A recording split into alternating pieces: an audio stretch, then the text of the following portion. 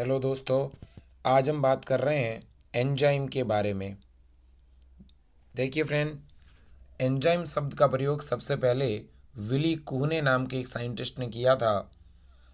और अगर हम एंजाइम शब्द का हिंदी अर्थ देखें तो इसे विकर बोला जाता है। एंजाइम की डिस्कवरी एडवर्ड बुकनर ने की थी और पहला जो एंजाइम खोजा गया वो जाइमेज एंजाइम था। पहली बार जेबी सुमनर ने एंजाइम के क्रिस्टल तैयार किए थे, रवे तैयार किए थे प्रयोगशाला में। अगर दोस्तों हम एंजाइम के लक्षणों की बात करते हैं तो एंजाइम प्रोटीनिक प्रकृति के होते हैं।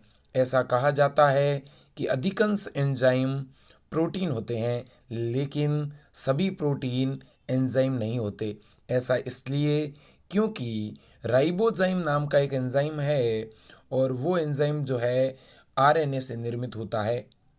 इसके बाद में एंजाइम कोलाइडी प्रकृति के होते हैं, क्योंकि इनका पृष्ठ का क्षेत्रफल अधिक होने से ज़्यादा क्रियाधार इनसे जुड़ते हैं।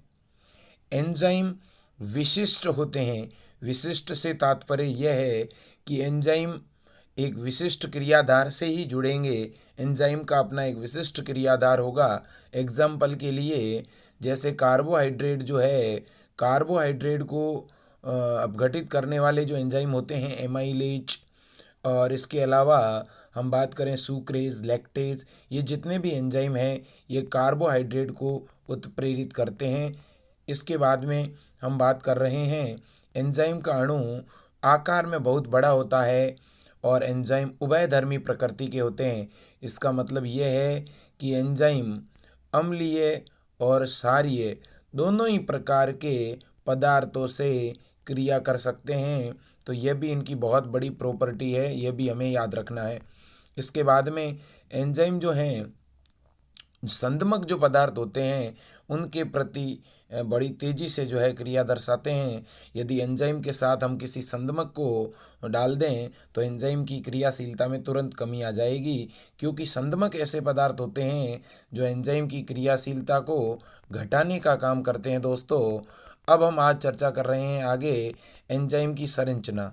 तो देखिए आप, एंजाइम में जो है संरचना में दो महत्वपूर्ण घटक होंगे। एक पूर्ण एंजाइम को हम होलो एंजाइम कहते हैं। एक एंजाइम के दो घटक होते हैं। जो एंजाइम का प्रोटीन वाला घटक होता है उसे हम एपो एंजाइम कहते हैं। दूसरा जो एंजाइम का अप्रोटीनिक घटक है उसे हम कोफैक्टर या सहकारक कहते हैं। याद रखें दोस्तों, एंजाइम का प्रोटीन वाला भाग एपो एंजाइम कहलाता है और एंजाइम का अप्रोटीनिक भाग कोफैक्टर कहलाता है, सहकारक कहलाता है। जो एपो एंजाइम से सहकारक जुड़ा होता है वो दोस्तों तीन तरीके का है। पहला प्रोस्थेटिक समूह, दूसरा सह एंजाइम, तीसरा सक्रियक।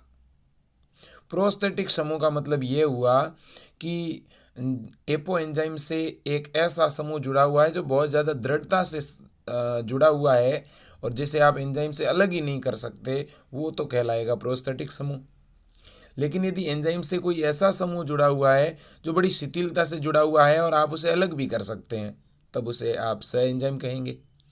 और स एंजाइम और प्रोस्थेटिक समूह ये दोनों कार्बनिक पदार्थ होते हैं।